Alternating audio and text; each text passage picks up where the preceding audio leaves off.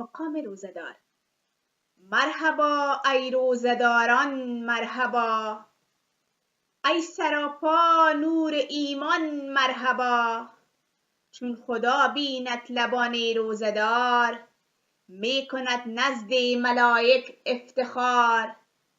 پس شما را مرحبا صد آفرین، ای به کل آفرینش بهترین. من نمی گویم خدا فرموده است، من نمی گویم خدا فرموده است، در همان روز نخستین در الست.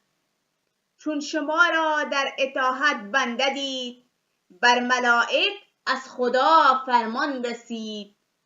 بند خدمت بر کمر محکم کنید، بند خدمت بر کمر محکم کنید، دست جمیع سجده بر آدم کنید.